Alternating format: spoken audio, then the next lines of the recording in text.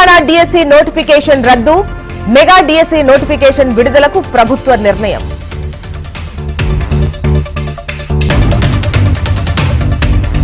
BRS చలో మేడిగడ్డకు line clear, BRS route map కు డీజీపీ గ్రీన్ సిగ్నల్.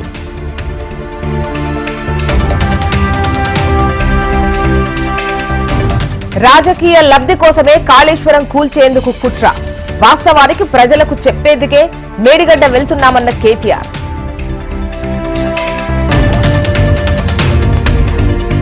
తప్పులు కప్పిపుచ్చుకునేందుకే బీఆర్ఎస్ జిమ్మిక్కులు, కమిషన్ల కోసమే ప్రాజెక్టులు కట్టారంటూ ఉత్తమ్ విమర్శలు.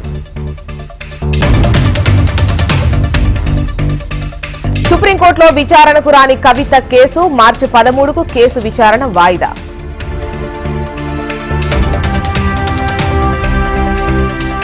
మార్చి 4, 5 తేదీల్లో ప్రధాని తెలంగాణ టూర్, ఆదిలాబాద్, సంగారెడ్డి జిల్లాల్లో పర్యటించనున్న మోడీ.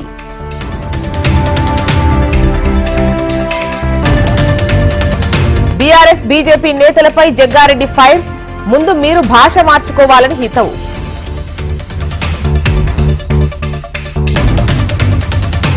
జగన్ 5 ఏళ్ల పాలన అట్టర్ ఫ్లాప్, కుప్పంలో 1,00,000 ఓట్ల మెజారిటీతో గెలుస్తామన్న చంద్రబాబు.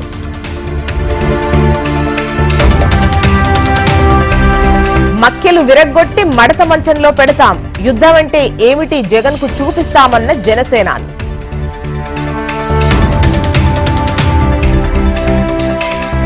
వైసీపీలోకి టీడీపీ సీనియర్ నేత గొల్లపల్లి సూర్యారావు కండువా కప్పి పార్టీలోకి ఆహ్వానించిన సీఎం జగన్.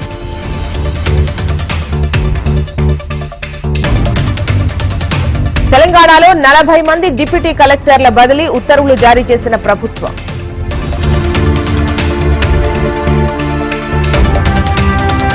వైసీపీ 8వ జాబితా విడుదల, ఒంగోలు పార్లమెంట్ ఇన్ఛార్జిగా చెవిరెడ్డి నియామకం.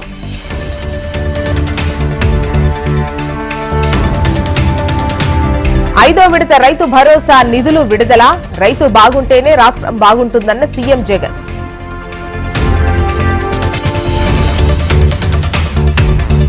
కృష్ణా జిల్లాలో సీఎం పర్యటన వాయిదా, మార్చి 1న పామర్రులో పర్యటించనున్న జగన్.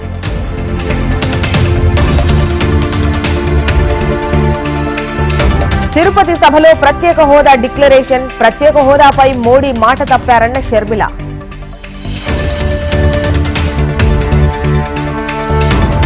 సీఎం జగన్ పై మాజీ మంత్రి కన్నా మండిపాటు, సిద్ధం అంటే జగన్ జైలుకు వెళ్లడానికి సిద్ధమని ఎద్దేవా.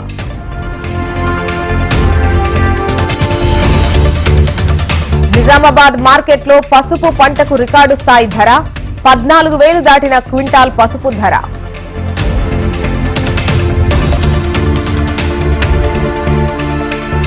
శ్రీశైలం మల్లన్న హుండీ లెక్కింపు, 5,62,30,472 నగదు రాబడి.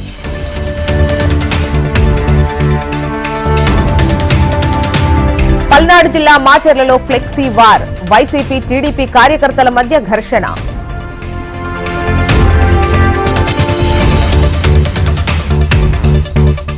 రిషికొండ తవ్వకాలపై ఏపీ హైకోర్టులో విచారణను 2 వారాలకు వాయిదా వేసిన ధర్మాసనం.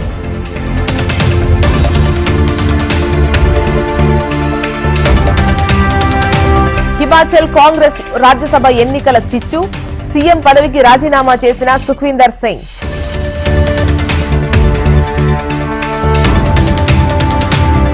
అఖిలేష్ యాదవ్ కు సీబీఐ సమన్లు, అక్రమ మైనింగ్ పై విచారిస్తామన్న అధికారులు.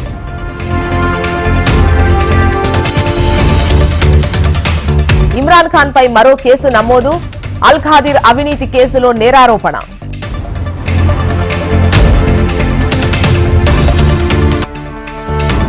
టీమిండియా ఆటగాళ్లకు వార్షిక కాంట్రాక్టులు ప్రకటించిన బీసీసీఐ, శ్రేయస్ అయ్యర్, ఈశాన్ కు దక్కని ఛాన్స్.